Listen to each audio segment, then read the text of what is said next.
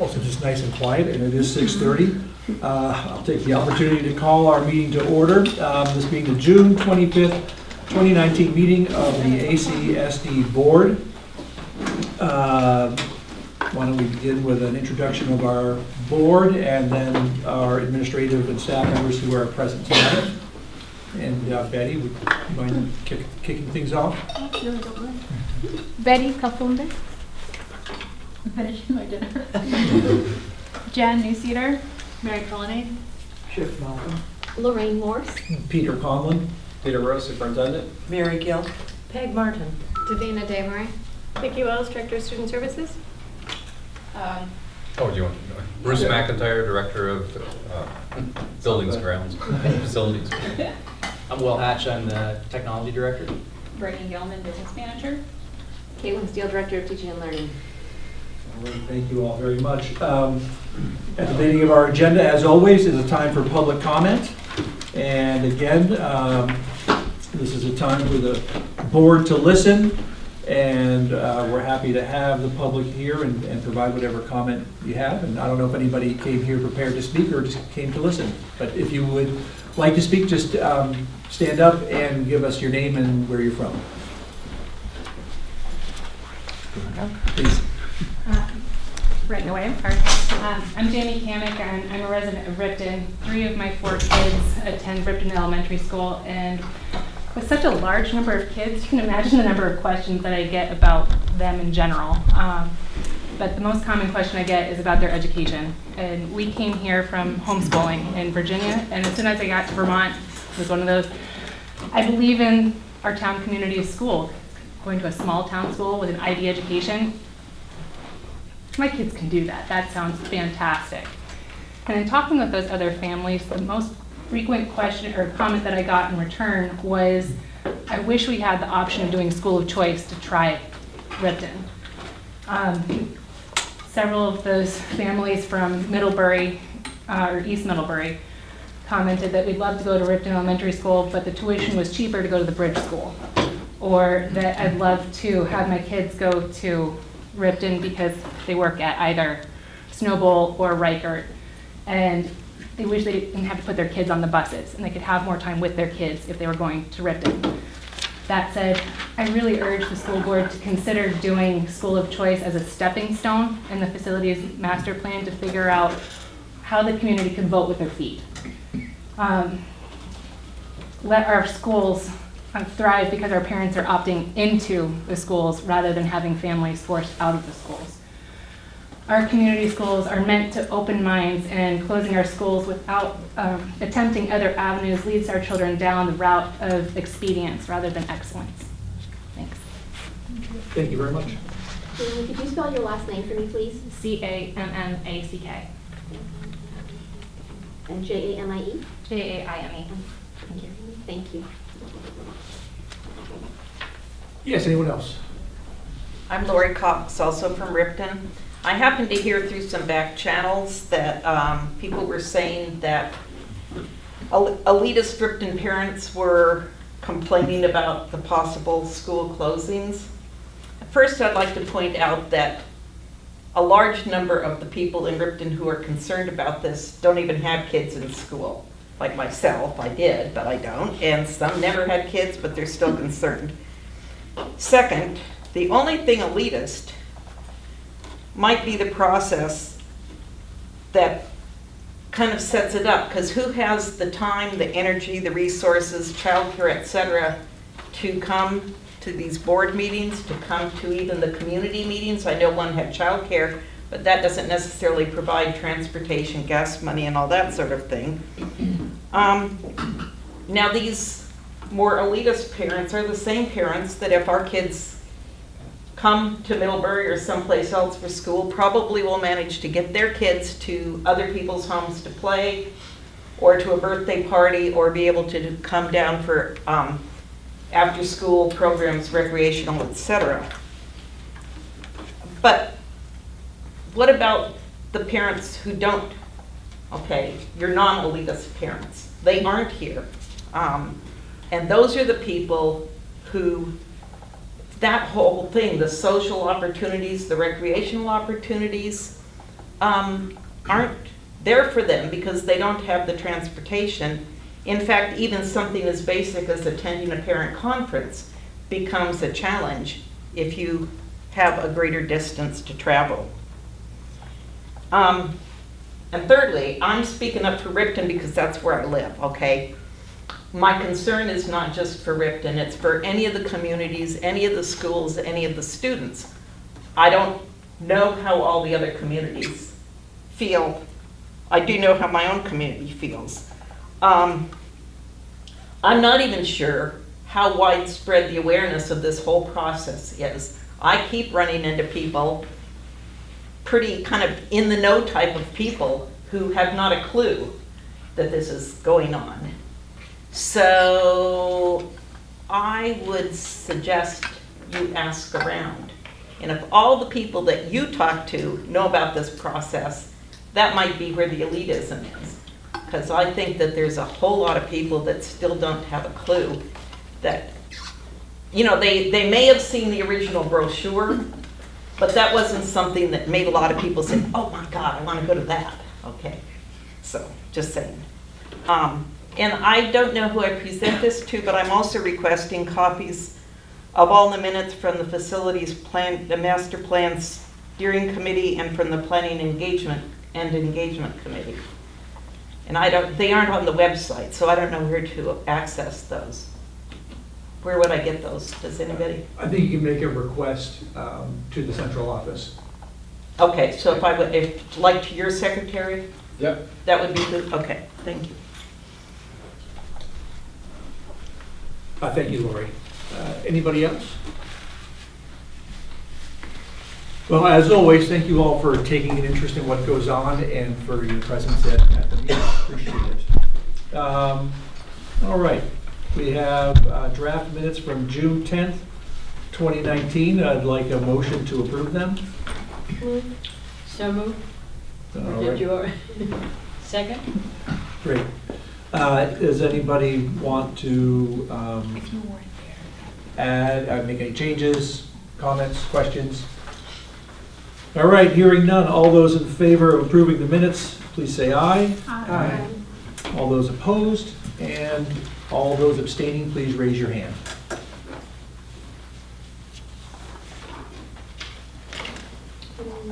Peter? Betty, Oh, Peter, Betty. Amy. Oh, and Mary.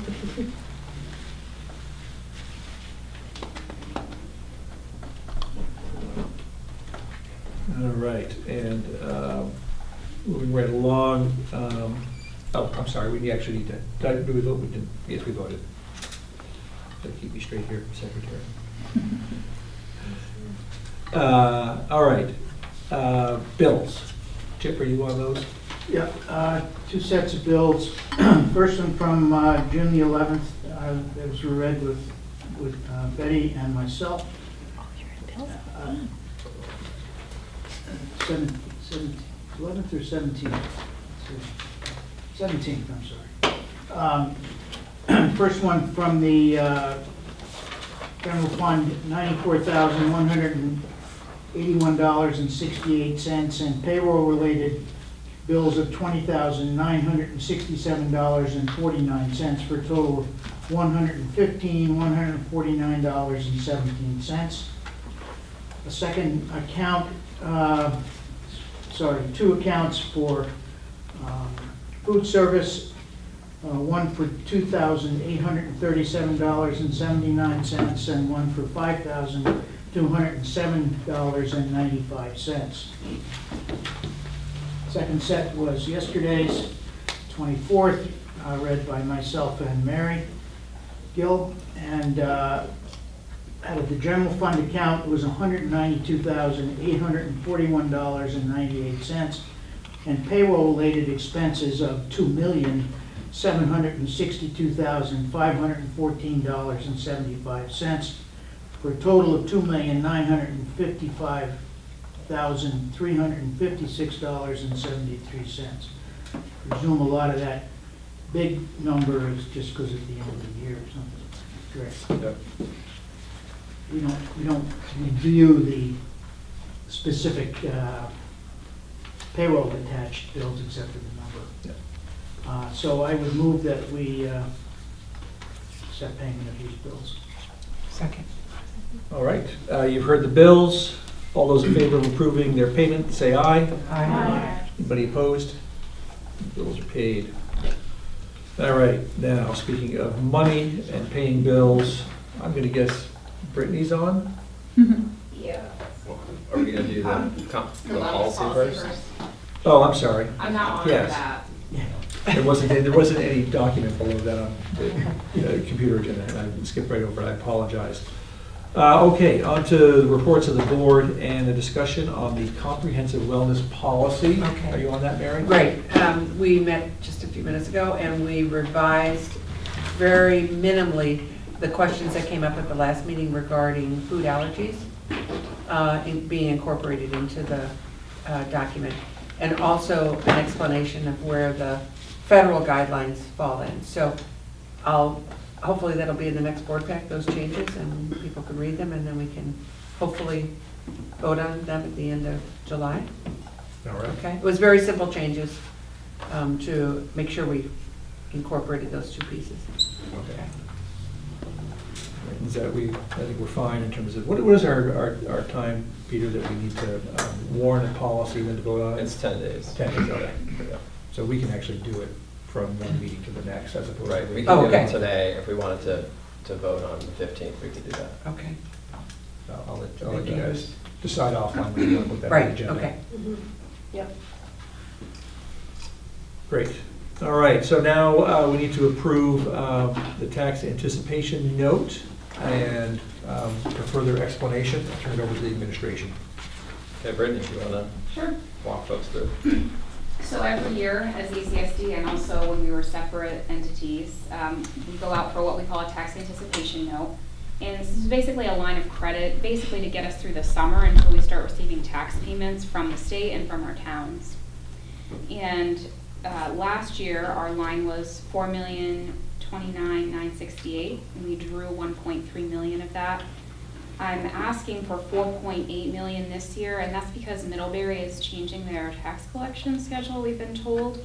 So we won't be getting tax revenue from Middlebury until probably the end of October, which is like over a month later than it normally is. And obviously that's our largest, one of our largest sources of revenue.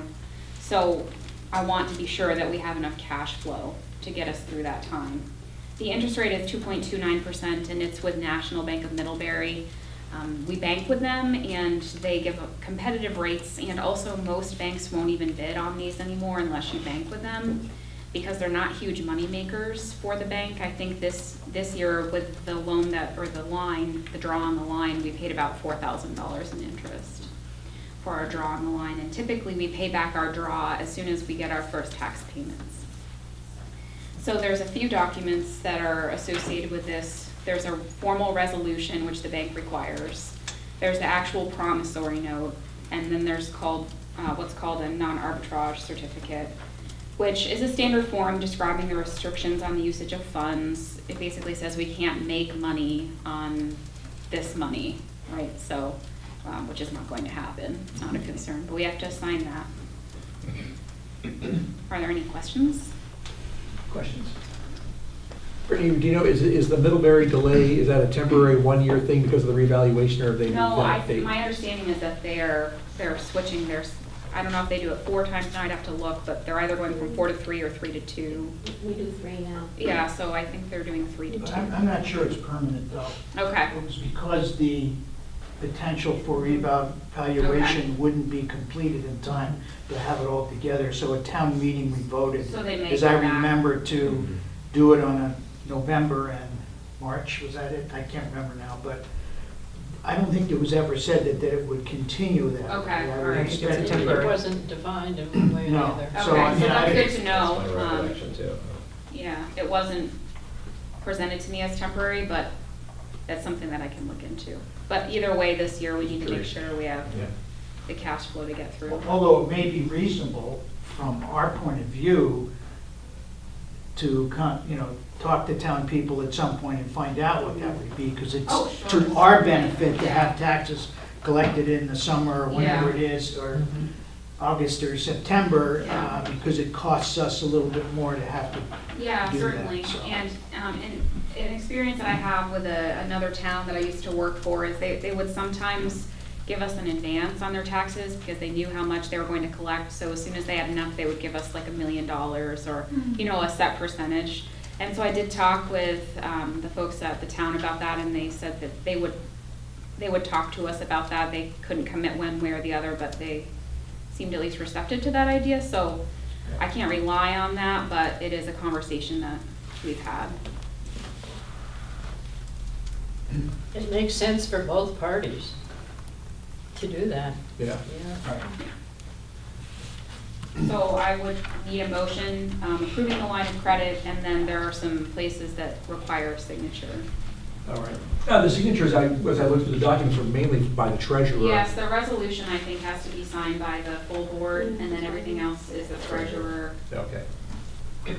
All right, so I would welcome a motion to approve a $4.8 million operating line of credit from the National Bank of Middlebury due no later than June 30th, 2019, at an interest rate of That's 2.20. Should be I'm sorry. 220, right? Sorry, thank you, yes, that would make sense. No later That was my than June fault. 30th, 2020, at an interest rate of 2.29%, and to authorize the treasurer and business manager to borrow against the line of credit as needed on behalf of the board. Second. Any further questions? Just one to ponder, and maybe to ask your colleagues. Our treasurer actually works at the bank, Yeah. and I just sort of wonder, if that's the bank we're borrowing from, if that's a topic of conversation among business managers. Okay. All right, moved and seconded. All those in favor say aye. Aye. Anybody opposed? Anybody abstaining? All right. Now, do we need to take a vote on the resolution or just to sign it? I think we just need to sign it. Yeah. So we'll pass that around the table. Once it's filled, that's fine.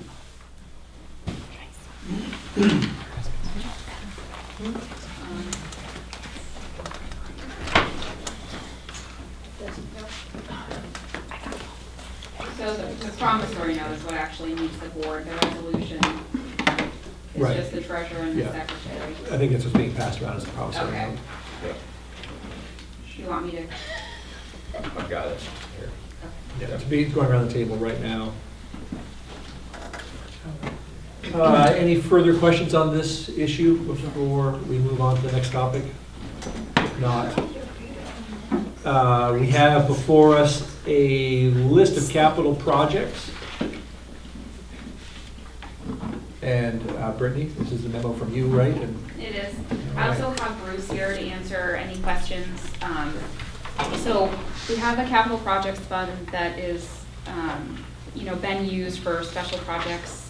It's also somewhat of a contingency for our facilities. So we have a painting rotation schedule, if you will, and the painting itself has not been built into the normal general fund facilities budget this year. If you recall, when we talked about the budget, we talked about moving forward, we would need to consider what kind of repairs and upgrades we would want to support in the general fund. Because right now, what's in the general fund is basically just day-to-day operations with a very small amount for, repairs or aesthetic or, things like this.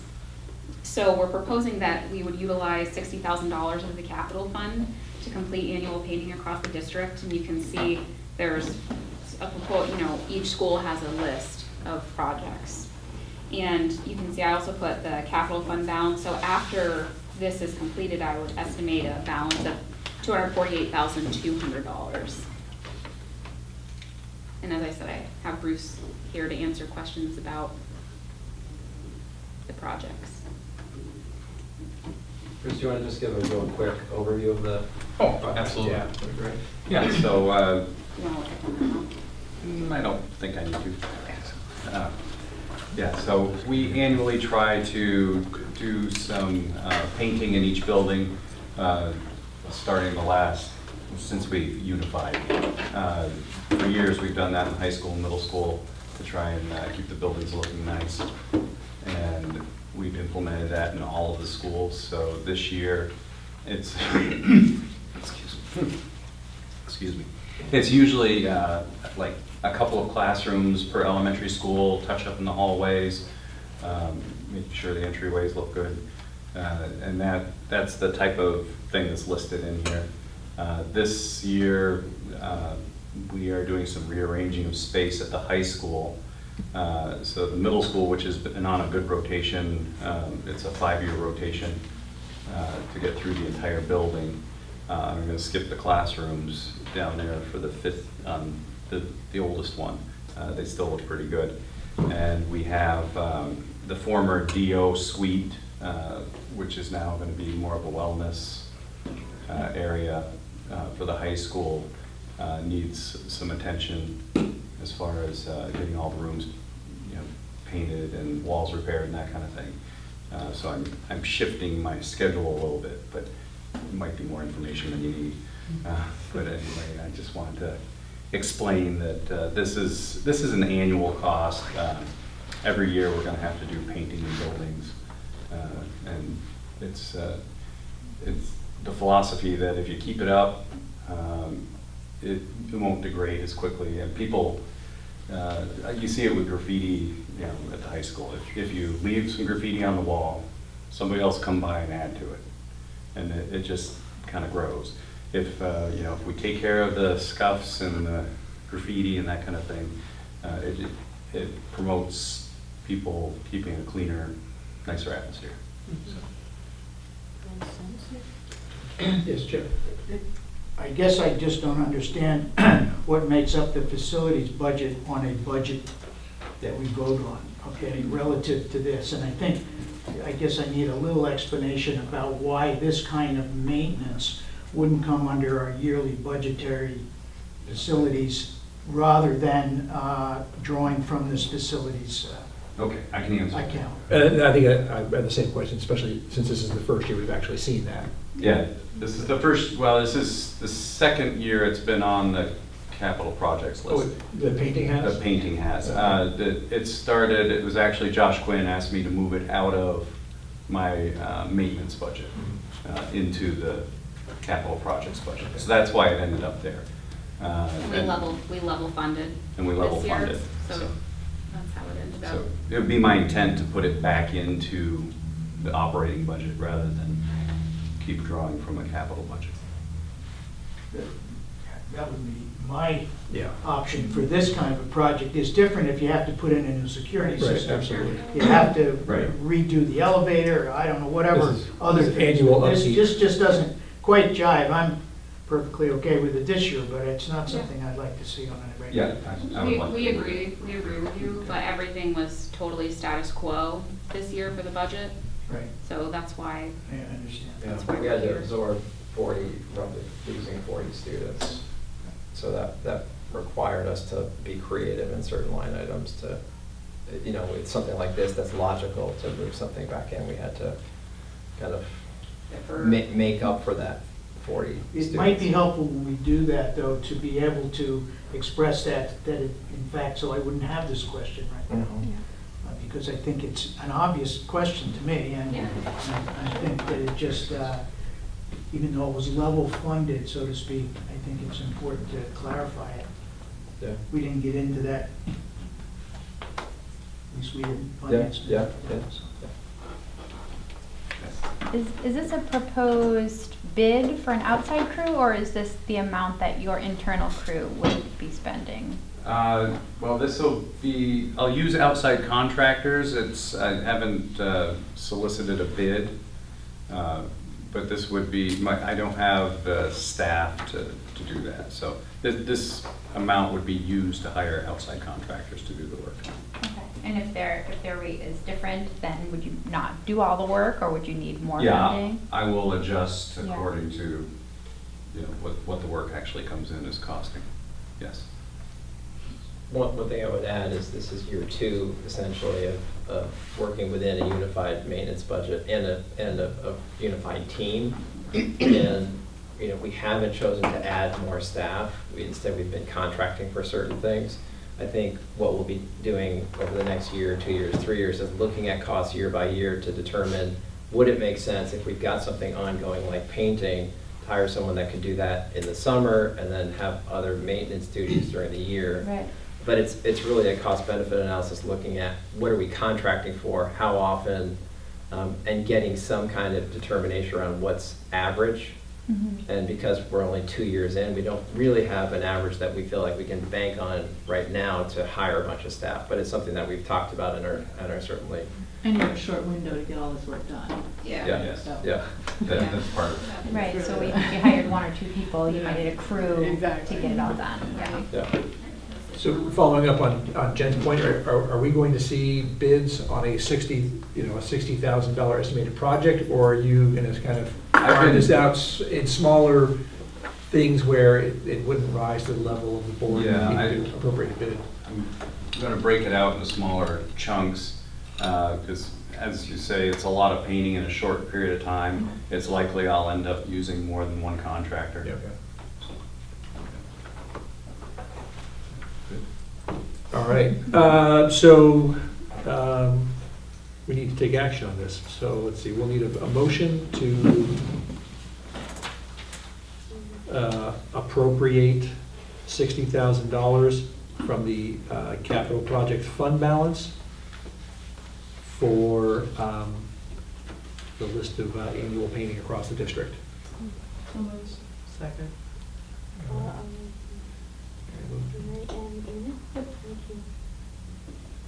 Further questions or discussion? All right, all those in favor, say aye. Aye. Anybody opposed? Anybody abstaining? All right, go forth and paint.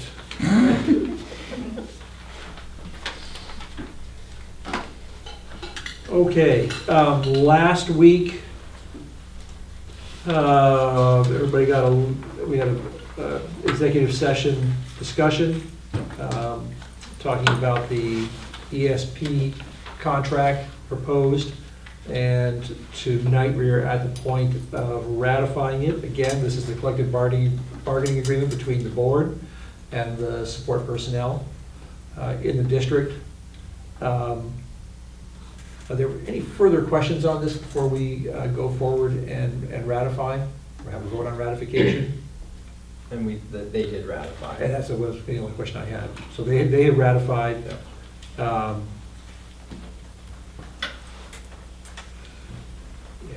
okay. Anybody have a question on it? I assume there have been no changes since our last meeting? Nope. All right. Good. Well then, how about a motion to approve the Addison Central School District Collective Bargaining Agreement with the Educational Support Personnel Association? Amy. And just to remind everybody, that this is a one-year contract per state law, and then we'll be moving into negotiations soon enough, once the state level negotiations over healthcare get sorted out. Okay, all those in favor of ratifying the agreement, please say aye. Aye. Anybody opposed? Anybody abstaining? Excellent. That is 2 negotiations wrapped up. If they all could be. That's not sure everybody is easy. I wouldn't agree with I that. think that could be volunteer for the negotiations. To get there. In fact, the next round will be interesting and complicated, just because we now have this state level healthcare negotiation, and who knows where that's going to land. Right. But it'll have a rippling effect throughout the next contract conversation. All right. As always on our agenda, we return to the facilities master plan conversation. And so I wasn't here at our last meeting, and I know the board had an opportunity to ask questions about the proposal to have move 6th grade to the middle school, as was looked at in depth 2 years ago. We have Chris Francor here, hiding behind there still.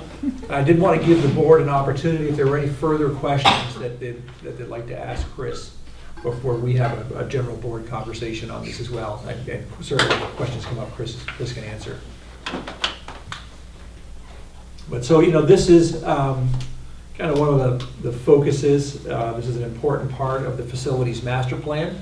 It was really what prompted the greater context of having a conversation about our facilities and the utilization of them. Certainly, this represents a major change in the utilization of the middle school.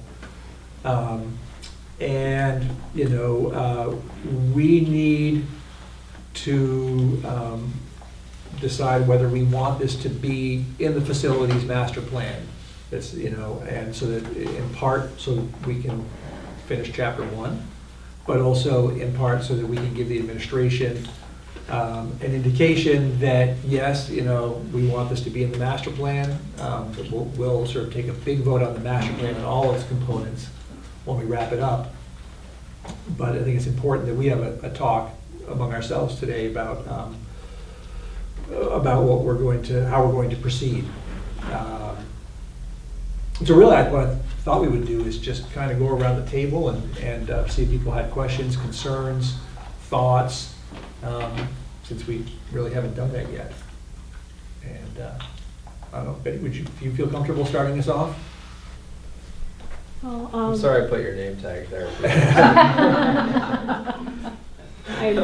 I'm not quite sure what we covered last week, but I was wondering about the instruction. Like, what would they be? Would what they're learning be different from what they've been learning, or how would it change in relation to the IB? Would they be considered the middle years program, or are they still under the other category? So they would become middle years program, and their experience would be different. I mean, they'd be at MUMS, so that obviously is a big change. Some of that's dependent on how MUMS decides to organize. If sixth grade does move, what that would look like. From 2 years ago when you read the report, there were a couple different scenarios, and Chris talked about some further thinking in our last meeting in terms of what she thinks might work best. And feel free to weigh in after I'm done. But it would be the MYP program, which would be, instead of having one general teacher, as in sixth grade, who's teaching all subject areas, there would be more specialization like in the MYP program. And it's really similar. I mean, it's not really, it's similar to a school district that would move sixth grade into the middle school. It's moving into the middle school experience, which is, that kind of transition between elementary and high school, where you do have an, language and literature teacher and a social studies teacher, etc. So that's different. Chris, do you want to talk a little bit more about what you shared in the last meeting in regards to structure? And Caitlin, feel free to. Sure. The MYP is actually, up by IB, is designed to be a 5-year program. Right now, we're doing it as a 4-year with 7th through 10th. But instead, if 6th grade were to move to MUMS, it would become part of the MYP and be a 5-year program. We have looked at various models of how to make that happen, with the original idea that looping has been such an integral part of MUMS over the last at least decade, and that instead we might want to move away from some parts of that looping in order to make sure that students had the best content specialists they could possibly have.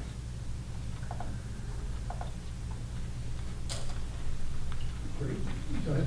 This session going around is talking just about sixth grade, or are we talking? Yeah. Well, I mean, it's really just to get a sense of where board members are on this question, and I was unclear relative to the last meeting where we unified it around sixth grade, and I didn't know whether you were still doing that. Yeah, we are. Well, just in the sense that, as we sort of move through our focuses of the master plan, we'd like to put some of these focuses behind us and move on to the next one. And I think tonight we're really trying to make that call with sixth grade, or find out if we need more time to have a conversation. Yeah. Jen, do you have thoughts on what you've heard, what we're looking at? Yeah, sure. I asked my questions last time, so I feel like I have a pretty good understanding of where things are now, and based on, you know, consistent feedback throughout the sixth grade study and since then, and viewing an experience pretty close hand through my own children and their peers, I feel like it is a good move to have the sixth graders go to the middle school, and if the board agrees, my only concerns at the time before were class size issues, perhaps space concerns and where they would be, and so if that, you know, is something that is considered again and perhaps thought through a little bit more, then I would be in full support of moving the sixth grade to the middle school. And really what we're talking about tonight is, you know, how we're going to include this in the facilities master plan, and also sort of next steps for the administration, which is really to say, you know, if we're feeling comfortable with this portion of it, to say, all right, now you need to go back to work and come to us with sort of how you're going to make it happen. And so this is the end of the conversation. Yeah. Mary? And I think that's kind of where I'm at, in that I believe that we have a strong body of evidence that says we should say to the superintendent and the team, yeah, now let's go and look at what it means to implement this, put that plan together, and then incorporate that into a document that we will then review and decide on. I think in any of these things, the devil's in the details, and we should leave it to the practitioners to have an opportunity to really look strongly at what that means. And we have every reason to believe that it's a good decision to do that. And now let's go back and put a little bit more of the actual implementation strategy into being, and then let's get that back that we would when we, you know, as we're working through the entire entity of the plan, and go from there. Yeah, and this process has sort of gone on for many, many years, not in anywhere the detail that it has over the last several, for sure, whatever. But I think as I thought about it, at the time when I first came back on the board and this came up, sort of alone, I guess, without facilities master plan context, I was in favor at that point because I thought it fit with everything that we're doing. We have capacity, we have educational documentation in lots of different places that this is a natural grouping. We have the IB experience, which, we have the IB decision, which naturally groups that in the same way. But I wasn't in favor of making that choice then, as superintendent then said, let's hold off on this, and I supported that. So I have had no reason to change my course at this point. I think part of me at the time was that, okay, how do we address the concerns relative, you take sixth grade away from the smaller schools, and then what happens? I think once we got to the next step, and at least I've gone along and said the status quo cannot remain. We don't know how that status quo right now will change, but something is going to change in the way we organize our district. And for me, that just says this is one of those steps which is important, and I would be totally supportive of it. Want to weigh in? Yeah, I also am supportive of it. I think it makes sense for several reasons, including the IB portion. And yeah, I think we should go ahead. Nobody there, but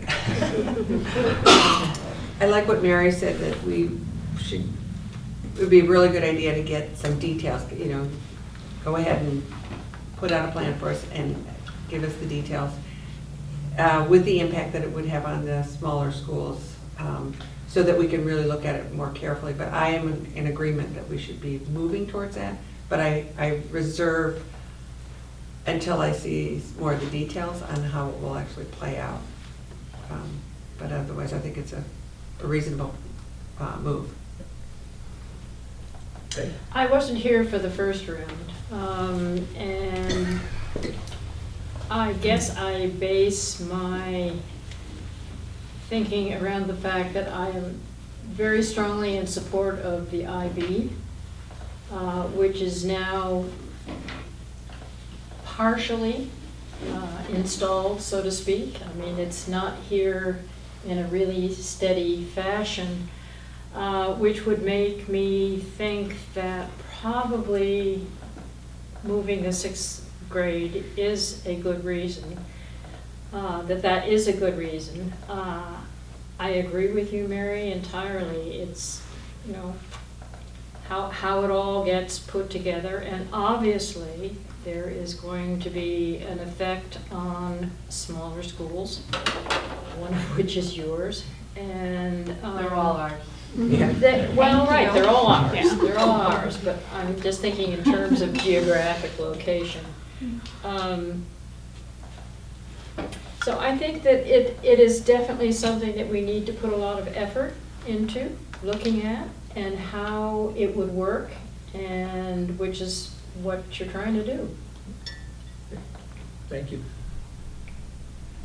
So I was sorry to miss both conversations. I wasn't on the board for the first one, and I was very sorry to miss the conversation 2 weeks ago. So I'm basing on the notes from last meeting and the report, which I really appreciated the process that was revealed in that report and how thoughtful the teams were in the pros and the trade-offs, and then as a result, here's where we've left off. And I really sort of defer, I mean, not entirely, but I'm respectful anyway of the opinion, the conclusion that that educators drew from that. I agree with the Marys though, that if this would be the first major step in what could be a whole sequence of subsequent decisions, and so it would be helpful to see more specific details, a plan, proposal, before we get much further, particularly when I'm reading the summary in the minutes from the last discussion, and it's mostly questions. So it seems like we still have many questions. I'm generally in favor. I think pedagogically it makes sense. I know from my own kids' experience, 6th grade was, and it's not just my own kids, it's observing others, that they're often ready for bigger ponds by then. But it's also just the research that I'm really thinking about. So I'm inclined to support it, but I'd love to see more specifics. Thank you. Davina? I with this before I kind of I reserve my opinion a little bit more until I'd like to have and hear some more conversations around prepping the middle school, but I know that has been started, and prepping the children and the families that are going to be making that move. Yeah. I think that what we need, now is for the administration to go back and say, okay, they need to decide how to do it, timing of it. Is it a 1-year implementation? Is it a 2-year implementation? That will affect other decisions that future boards will make in terms of the master plan and how the steps it lays out. For me in general, I was here for the first conversation, and it's been a fascinating one. We are sort of at a unique circumstance in that we adopted IB, and the MYP, the Middle Years Program, really is a 6 through 10, and it's a little bit complicated to implement with our kids all spread out throughout the district. So and at the same time, we have capacity in what is really considered to be a wonderful middle school.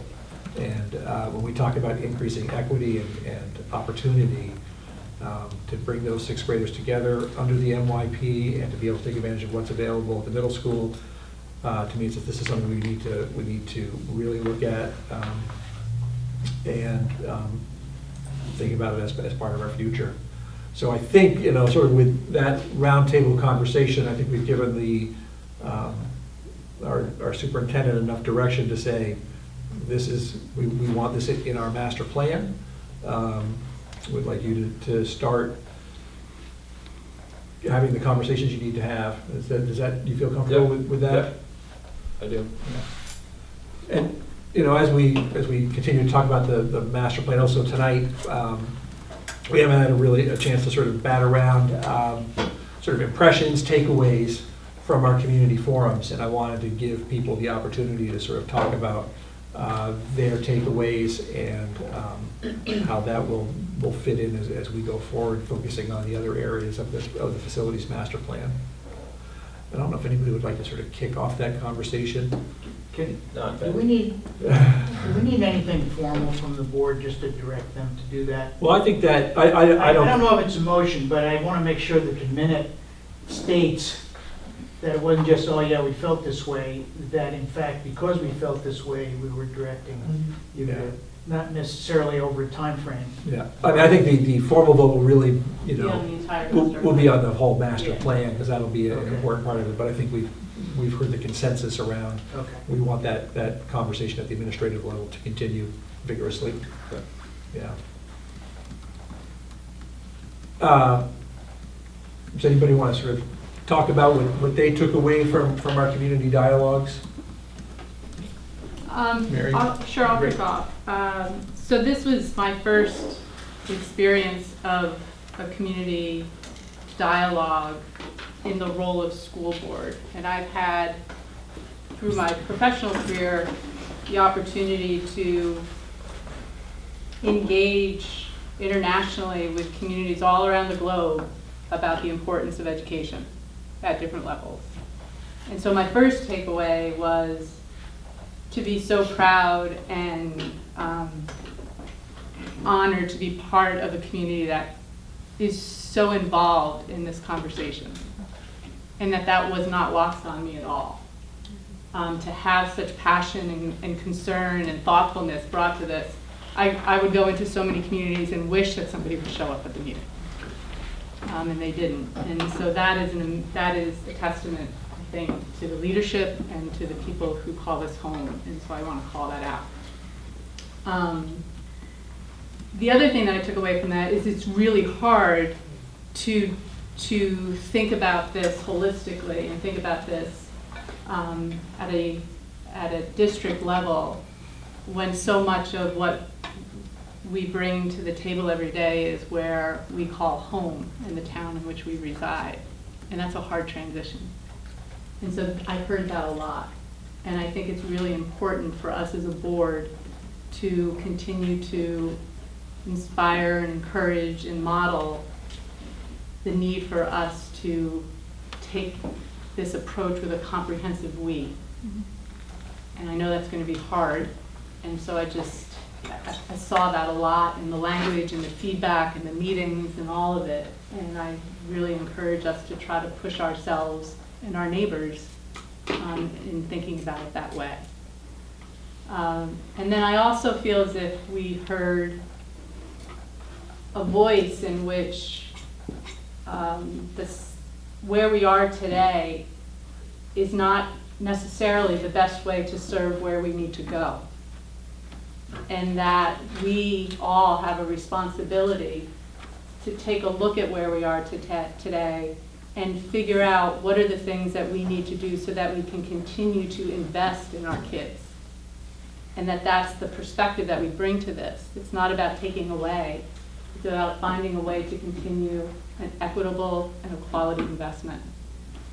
And I think that's the work, hopefully, that now this master plan will allow us to do. And that was consistent throughout all of the meetings and all of the gatherings. It came from different voice and from different perspective, but it definitely, I felt as if it was good. Anybody want to try to follow that? I'm not going to try to follow it. I went to all the ones in the fall, and I went to the one in the spring. Obviously, we each had our own spaces, so it was colored by that. But then I read almost everything that was sent out. There was a lot of duplication. Obviously, you had to try to compile it in your own mind as to what all of those statements sort of, how did that affect you? And I think there were a number of things, and it wasn't in order of anything, but I jotted them down. The 6th grade came up. These aren't in importance or in logical order, but the 6th grade came up. The value of small schools was a constant, both from the perspective of they really work great when they work great, and they don't work very well for a lot of kids when they don't work well. And there's not really always an option to be able to correct those types of deficiencies in the small setting. I think the ability to provide equity, and we have a hard time always defining what that is, other than I would go back to your, step ladder over the fence type of thing. But I think that's just something that all of us come into this with that, and that came up with people trying to state that. The idea of boundaries, be they school district boundaries, which we have right now, and the idea of school choice, which is brought up in one of the comments tonight, came up at times too, for sure. And relative to how do we distribute students so they get the best, whether that's by size or whatever, and that maybe relates to my previous thing about you can't always change the small school if it's not going well for that student. And the costs of public education, that came up a lot, whether it's administrative costs, whether it's facilities costs, and obviously the facilities that we have are varied. Ripton's is pretty new, Salisbury's is pretty new, Mary Hogan's been done a lot of different times and ways, and the other schools have varied levels. And I think the other thing too, which always came up, was this town characteristic of schools and the character of the town, the center of the town, the chemistry of each town. All of those things were there, and those are really hard because I think as Mary says, we come from different places where we live. We have to be able to come together in a way to try to come up with what's best. But that is a constant refrain. So these topics were all sort of there as I collated them down. There's many others I'm sure that wouldn't come into this, but as I look at this, those are the things that I, as a board member, will struggle with to decide what's going to be the best for the district. I think it's always worth to say, as Mary told Peg, we don't come from, yes, we live in a town, but we're not representative of that town. We're representatives of the school district, and that's something that we have to, not all districts do it that way right now. We do it that way, and so we have to be very aware of that constantly. Any further comments? I'll try to speak as eloquently as you could, I'll never get there. But anyway, when I think about what our children need, K-12, we want happy, productive citizens in the end, and we want them to have as many opportunities as they can, equally, to be who they want to be. And so I think when we just look at facilities, we're looking at the physical structure, but I want to spend more time talking about the whole child and how to get the best education for those children and their best chance at success as adults. And then build the structure around that bigger piece. So I know that we have to, economize, or we've got to make it workable, and right now it seems unyielding. So I know the physical structure is something we will have to take into consideration. But I want us to really spend some time talking about what makes a high-performing school, not just a pressure cooker school where everybody goes to, elite colleges or, great secondary schools, but what makes a high-performing school so that the students come out as good, productive, happy citizens. What needs to be there? And I think we need to look at school culture. I think we need to look at social supports for them. I think we need to look at how parents and communities stay engaged in the community and the development of their children. So I don't want anything to get lost because we disperse everybody to a huge place, and when we lose those other pieces. So I guess I want to spend more time talking about what a quality education will look like for everybody And then how do we factor in the structure around it, the physical structure around it? I was gonna say something similar, Mary, in terms of what does equity look like? How, I mean, it clearly came through where that's still unclear what we're meaning by it. So A, for our own clarity, but then what does that really look like in terms of impact on kids? Yeah, I mean, again, you guys have been very eloquent, so I don't have a whole lot more to add other than it's very clear that there are lots of questions about, even for us defining what do we mean by a small school? You know, it was clear that there's value on it to some extent or another, and yet since we haven't even defined what we mean or what it would really look like, it was really hard for people to get their arms around it. And I agree that I think a useful way, both for our community engagement, but also for our own vision. You know, what if we weren't starting the conversation with facilities, but we were starting with what is a quality education? And I know we've got our strategic plan, so I wasn't there for that. But we are in year 4, right, of year 5. Yeah, we just finished year 4. So it might align timing-wise. To say what would, and then to look at our you know, then we've got our big picture, and then we look at our current reality and we see how the two can mesh. Yeah, I don't know. It's overwhelming. There's a lot of information. A lot of information.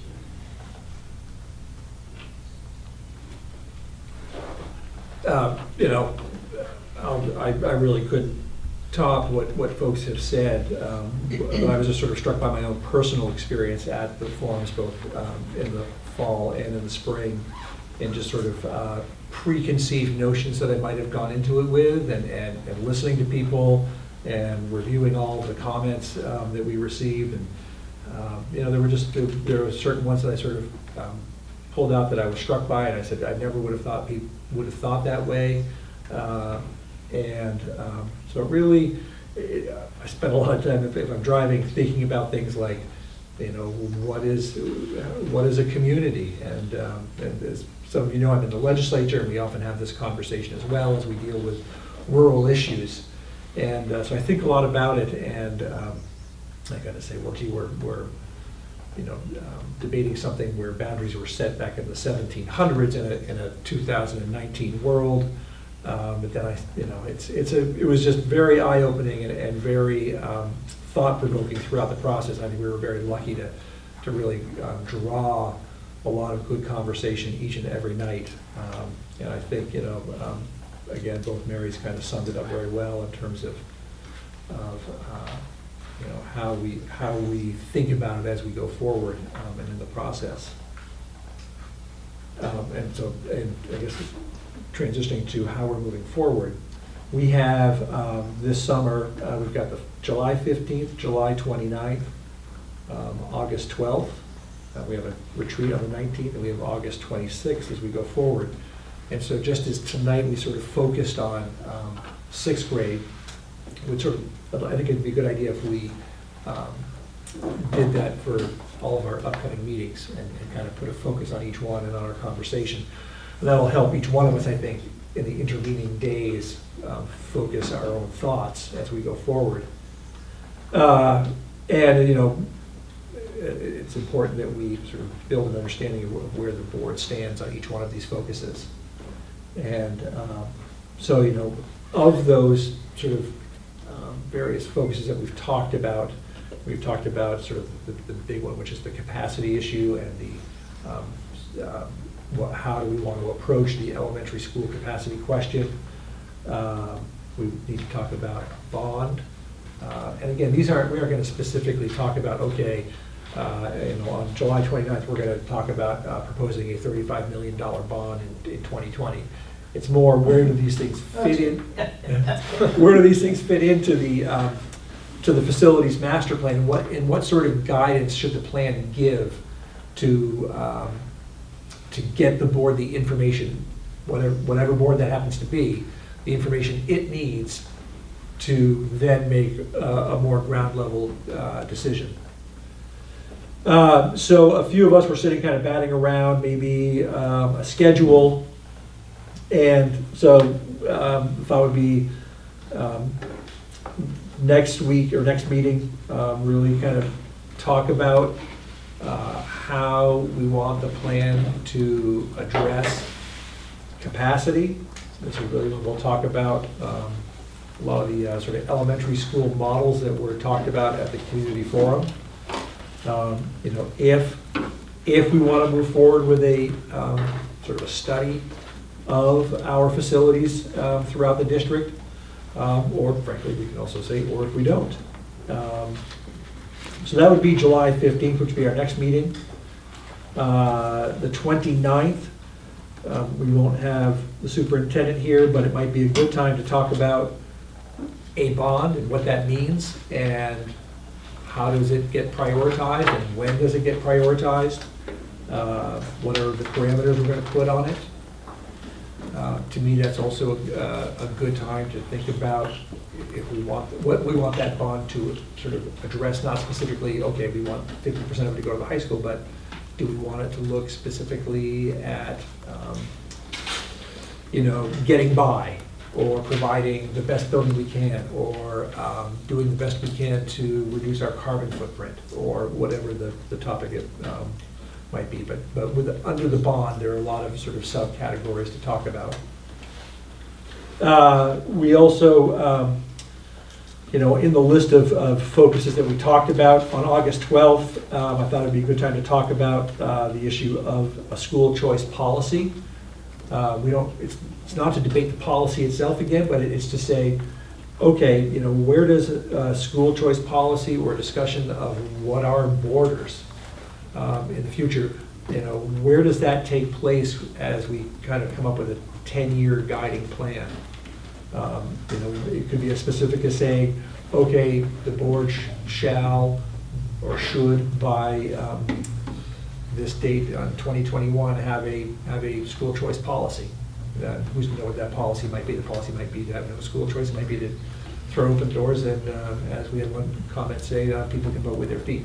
But we need to sort of set the parameters and set a guiding way we move forward with that. We have our retreat on the 19th, and then sort of the 26th, we can talk further about topics within the master plan of that, or we may be at the point of sort of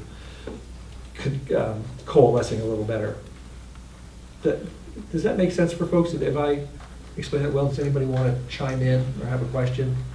One of the things that I think we chatted about with the word capacity was to include in that conversation, what does it mean? What does it look like to have a school that is resourced appropriately from our perspective? What does it mean to create a learning environment that we want to stand behind, and include some of those data points or discussions in that component? Yeah, absolutely. So is that something that is possible for the administration to work on and provide to us to have a more robust conversation by the 15th? Well, I'm sorry, you go ahead. Yeah. That was a question for the administration. I think so. Yeah, I mean, we can certainly get data. I think the challenge is there's a lot of subjective work that would have to go into that to determine a minimum. If you're talking about levels of staffing, or you're talking about access to certain resources and how often, I think lots of people have very different ideas, and it's kind of part of this whole process too, is the merits of a school that has a counselor 1 day a week and has other resources. The principal, for example, has 50 different roles in the school because the counselor's there 1 day a week, or the nurse is there 1 day a week. That principal is picking up, and others in the school are picking up a lot of that work. So I think it would be helpful just to get a sense of what the board wanted in terms of, I mean, I can certainly speak to kind of what I've experienced and witnessed, and in working with all of our administrators and teachers and others, in terms of experience of, kind of pros and cons, if that would be helpful. I'm not sure there's one model, because developing one model and getting back to, what was shared earlier in terms of let's build from the ground up, we're not building from the ground up, we're building from where we are. Mm-hmm. So we're not building, we could say the ideal framework is X, Y, or Z, but we are who we are right now. We're moving from this place right now to continual improvement to better serve students. Mm-hmm.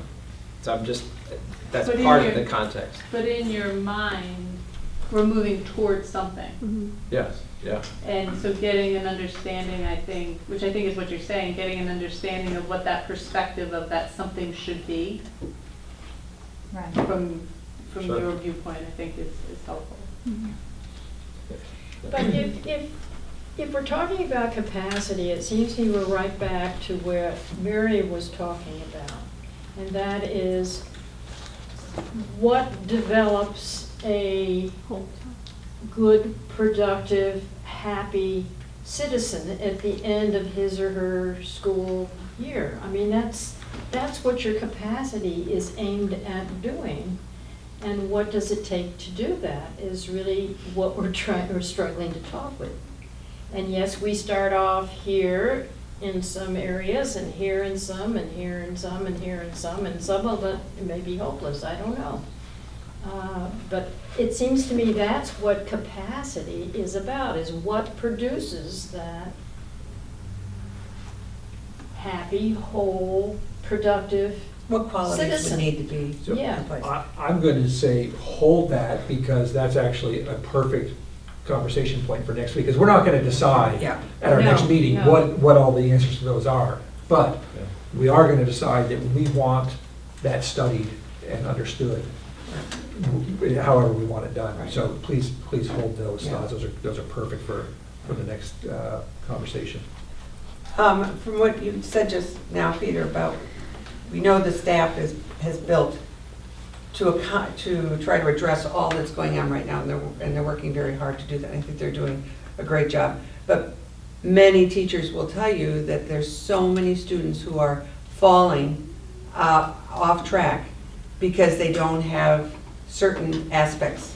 So either social supports or extra academic enrichment or whatever for their students. And I think we need to look at that to make sure that we build that in so that nobody's left behind because we have nice new buildings, Yeah. right? So again, I'm going to say, Yeah. great topic for Right. when we tackle that in 2 weeks. Peter, can I just Yeah. question the bond question? Yes. How can we have a discussion on the bond question without some more concrete Right. formulation as the direction we're going? Right. So. I just have a real struggle with that. Yes, and so I think that, again, that's the question to ask when we take that up. And hopefully we can bat around ideas to how are we going to answer that.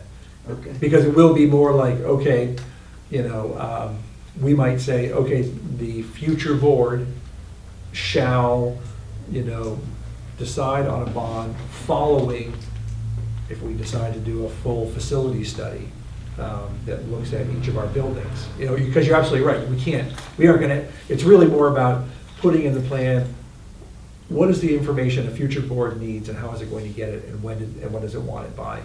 Almost more than addressing it Okay. right there, yeah. Yeah, because you're right, we keep not knowing which is the cart, which is the horse, and which one comes first. Chicken egg thing. Yeah. So you're just trying to get topics out there so we start Yeah. conversation around Yeah. key things and that get a sense of where we all want to go. Yeah, that Yeah, makes sense. yeah. Because I had the same initial question. Right. And as we were batting around ideas before the meeting, I did too. Peter, Yes. question. Mary has just made an observation from, I'm assuming, her contacts with teachers, that the kids who, for whatever reason, are falling behind.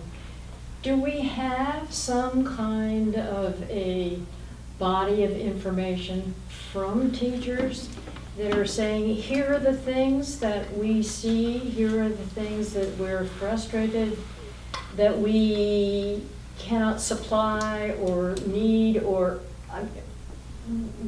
where does that information from the teachers come in, Right. and do we have it? Right. Well, that, I think, is probably a little bit more at the administrative level than at the board level, and, But we need it. Wherever it is, we need it. right, and so, I can't answer that. I think we just have to be a little bit cautious of, I've heard from several I've heard from several teachers this. Exactly. That's not the same as So data. I'm kind of hoping that somewhere along the way, there has been a coming together and understanding of teachers who are probably struggling with the same kinds of things that we are, only more so because it's day to day, and I think that's information that would be important.